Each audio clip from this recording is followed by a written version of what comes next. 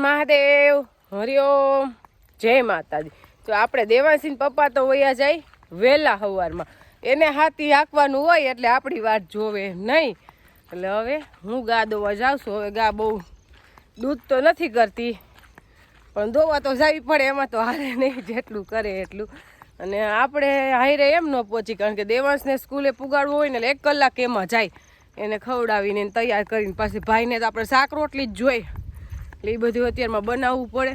એની બસમાં બેહાડીને પછી પાછું કંઈક કામ થાય, ત્યાં લગન કંઈ કામ થાય નહીં, એટલે એ વયા જાય। પછી હું નિરાતે જો મારી રીતે હાલીને જાઉં, કારણ કે વરફમાં નીકળી હોય ને હાથી વહેલું જૂટે તો જ કાંઈક હાલે, નકર જો એક રેડો આવી જાય તો પાછું ખડ થઈ જાય, તેને ક્યાંય પહોંચાય નહીં।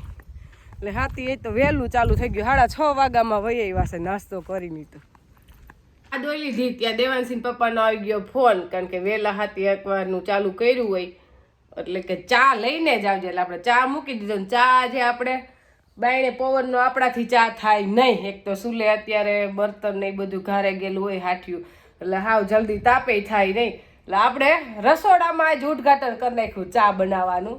તો રસોડામાં હે ને આ ઓથે ચા બને એટલે પવન આવે નહીં। જો ચા આપણી પાકી ગઈ છે, ગાડીને લઈ જવાની જ છે। અને રસોડે હું દિવાલનો ઓથા આવે ને એટલે ધુવાડો બહુ ન થાય, અત્યારે તો બર્તન ભેજવાળા હોય એટલે નકર તો ધુવાડો કેવો થાય। ચૂલામાં રસોઈ બનાવવાની આવે મજા, પણ ચોમાસામાં ન મજા આવે, ધુવાડો એટલો થાય કે આંખમાંથી આહોડાની ધારું થઈ જાય, તાપ થરતો જ જાય।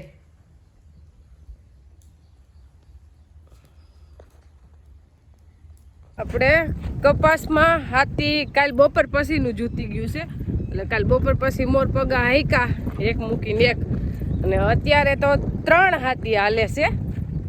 તૈયારમાં માંડ પૂગા હે, ત્યાં તો લગભગ પાછો વરસાદ આવી જાય, કાંઈ એવું જરૂરી નથી કે આગાહી હોય એ મુજબ આવી જાય, આમાં તો ગમે તે આવી જાય। ભગવાન પાસે થોડું કોઈનું હાલે છે, ખાલી એક રેડાની જરૂર હોય એટલે હાથી થઈ જાય બંધ। વરસાદ તો હે ને આગાહી કરે એ તો દેખે એવું કેતા હોય કે ભાઈ સિસ્ટમ આવશે, એક આવે છે ન આવે હોય કે વહી જાય એમ। એટલે હાલ મોર પગા આઈકા એક મૂકીને એક પાટલામાં હાકી નાખ્યા, એક પાટલામાં આઈકા એક મૂકી દીધું, એક આઈકા એક મૂકી દીધું, એટલે આજ પાછું આપણે ફરીથી હાથી હાકીએ એટલે એકમાં હાયલું જાય અને સાઈડમાં 2 બેલી હાયલી જાય, એટલે એકદમ આપણું હાથી કમ્પ્લીટ જમીન થઈ જાય ચોખ્ખી, અને હાયરું ચોખ્ખી થઈ જાય, પરબારી હાવ નીંદાઈ જાય ને એવી કમ્પ્લીટ અસલ કાંઈ ઘટે ને એવું થઈ ગયું જો, કારણ કે કાયલા પાટલું હાકી નાખ્યું, આજ એક પાટલું હાઈલે જાય અને 2 હાયરું હાયલું જાય, એટલે આપણું હાથી આજ થઈ ગયું ચાલુ। કારણ કે આપણી જમીન એવી કે એક દી વરસાદ ન આવે આખી દી ને એક રાત, એટલે બરાબર હાથી જોતી જાય, અને હાથી આંકવાની મજા આવે, એકદમ જમીન છે ને અસલ પૂરી છે, એટલે જંગલી બહુ નથી અને હાથી સારું હાલે એમ।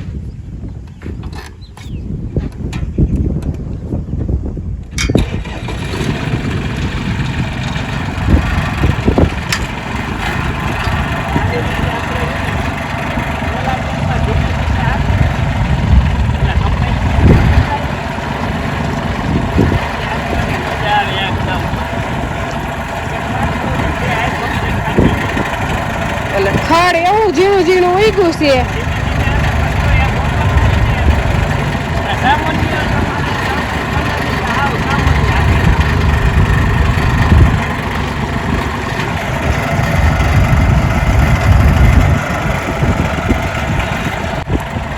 હજી તો હાલમાં ધૂળ ન જાય, નકર તો આ બિયારો બધું દટાઈ જાય, ભાઈ થોડો કપાસ મોટો થાય ને પછી નકર કપાસે દટાઈ જાય।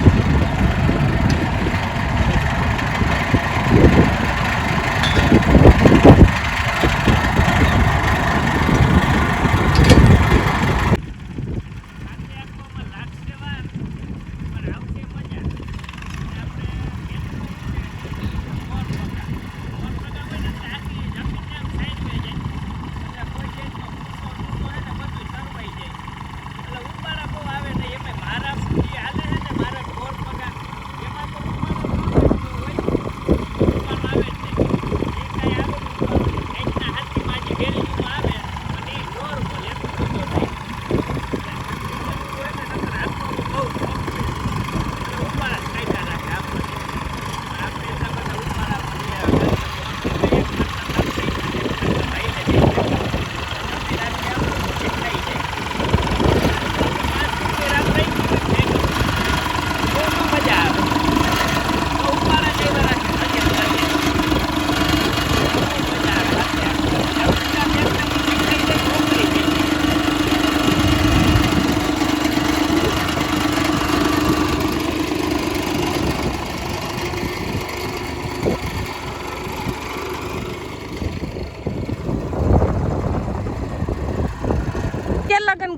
એના પપ્પા કઈ બાજુ છે, પણ હવે ભાઈને દેખાડા કે એના પપ્પા જોરિયા એટલે સીધી દોટ મૂકી જાઉં. હું કેટલી પાછળ રહી ગઈ ને પપ્પાને દેખી ગયા ને એટલે એના પપ્પા હમણાં દેવાંશ આવે ત્યાં થોડીક વાર વહેલા આરામ કરીને પાછો ભાઈ ઉઠે તો વહેલા વાડી એવી આવે એટલે ભાઈને ભેગા થયા ન હોય.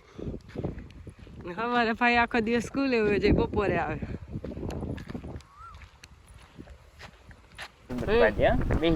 આપણે હાથી તો દેવાંશી પપ્પા ને ચાલુ જ રહે. કેટલી વાર લાગશે? કેટલા દી થાય?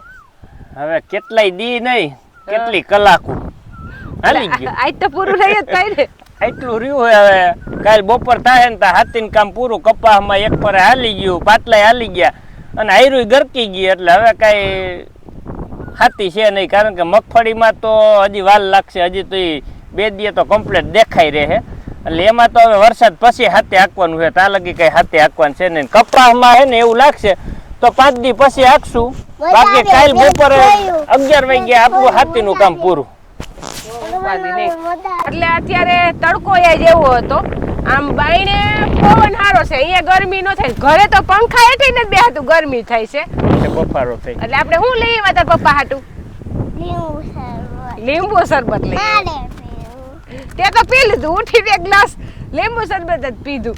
અને એને મીઠું મીઠું પીવાનું મન થાય ને એટલે હું પીવાનું મન થાય, લીંબુ શરબત જ પીવાનું મન થાય. હો નાની બાપા, ઈ એમ કે મીઠું મીઠું લીંબુ શરબત બનાવજો.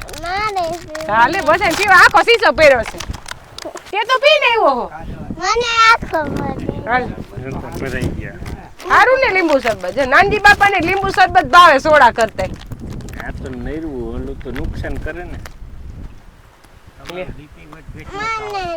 હા પવન એટલો છે, કઈ હળવી એવી વસ્તુ હોય ને તો રે નહીં, ઉડીને ક્યાંય વહી જાય. એટલો પવન છે. આટલો પવન દેખીને ખેડૂને લાગે બીક કે કેદી વરસાદ આવશે. આવો બધો પવન નીકળી ગયો છે, પણ વરસાદ ને આવતા કાંઈ વાર ન લાગે. આવે તો કલાકમાં વાતાવરણ પલટી થઈ જાય ને વરસાદ ચાલુ થઈ જાય. એટલે હજી તો આગાહીની વાર કહે છે, એટલે હમણાં થોડાક દિવસ નહીં આવે. અને આપણે જે આમાં ઓલા પારેથી ભરતી ભરીને આમાં નવી ધૂળ નાખીને એમાં નકરો બિયારો હતો, એ અત્યારે દેખાય છે. ઘરે રાખ્યો એ કપાસમાં એવું ખડ ઉગી ગયું છે કે કપાસ ક્યાં છે ને એ ખબર નથી. જો આમાં આપણે પારો ઓલો હતો ને એ હરખું રેવલ કર્યું ને એની ધૂળ અહીંયા નાખી, એટલે એટલું નકરું ખડ જ ઉગ્યું છે. પાછું જ્યાં જ નથી નાખી ને ત્યાં પાછી ખબર પડી જાય ત્યાં એટલું ખડ નથી. નવી ભરતી ભરી ત્યાં જ ખડ છે. અને હાથી દેવાંશી પપ્પાને એટલો ખૂણો જ છે, એટલે કાલ બપોર લગન જ થાય ને. બાકી તો આપણે જે ઓલો કપાસ ચોખ્ખો થઈ ગયો, પછી આમ ભાગી આમ દીધો ઈ કપાસ ચોખ્ખો થઈ ગયો. ને ભાઈને ટ્રેક્ટર દેખીને હેઠું હાલવું ન હોય, ટ્રેક્ટરમાં જ બેહવું હોય. એને તેમ થાય હું હાંકી લઉં એમ. જો હાકો અહીંયા ધૂળ નવી નથી નાખી, તો અહીંયા ખડ નથી. જ્યાં નાખી ને ત્યાં જ ખડ છે.